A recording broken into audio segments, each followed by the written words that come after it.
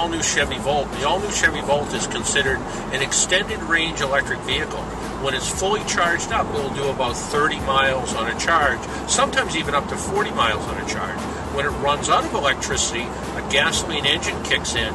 That engine runs a generator that runs the same electric motor the batteries do. So in this particular case, you have the same performance whether it's running on the batteries or running on the gasoline generator. And it performs very well, and it's able to, when it's running on the batteries only, you're getting the equivalent of several hundred miles per gallon. And when it's running on the gasoline generator, just on the generator, you're getting about 36 miles per gallon. But if you blend all those numbers together, you could be getting 60, 70, 80, 90 miles per gallon, depending on how you drive the car. The interior of the Chevy Volt actually is pretty functional, but it has a lot of pretty fancy electronics in it. There's actually two LCD screens, one for the navigation unit and one that takes the place of the speedometer. But it also gives you a lot of ideas what's happening with the electronics in the vehicle. So when you push one button, it'll let you know exactly what's happening with the power supply of the vehicle.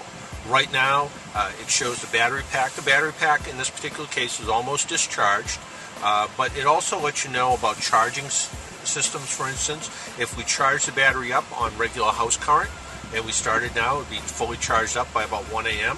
If we did it on a higher voltage, like a dedicated charging station, it would be charged up in just a few hours. So much quicker charging if you have more energy to do it with. Then it gives us an idea about the energy, how it's been driven since the time I've had the vehicle.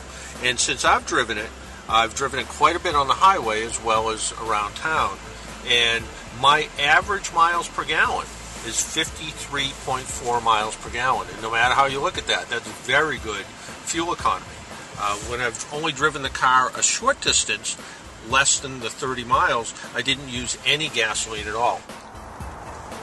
And there's an outlet here that uses a dedicated standard electric charger outlet, and you would plug it into here, and it would either plug into 110 volts or 240 volts. And the 240 volts again gives it that much quicker charge. It'll go from almost zero voltage up to full voltage in just a couple of hours.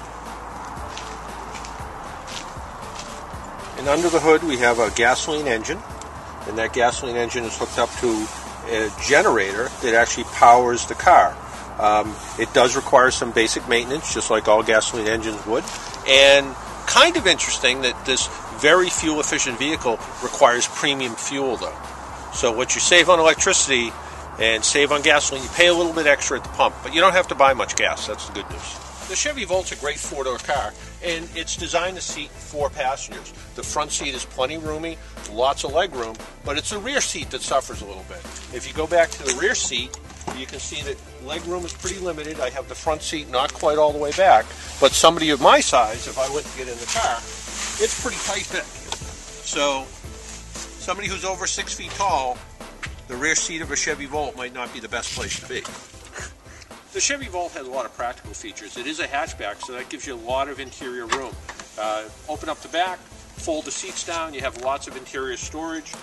There is a little bit of storage under the deck, but mostly it's for the cord reel, so you can charge the car back up, and also for an air compressor. No spare tire in the Chevrolet Volt, just an air compressor to fill up the tires if you get a flat. The Chevrolet Volt's a great vehicle. It has a lot of practical features. It gets phenomenal fuel economy. It's pretty functional, but it does have one downside, and that's the price. At $41,000, the only way it really makes financial sense if gasoline got to be around $10 a gallon. Certainly not a bad vehicle, but something you have to think about if you're considering buying one.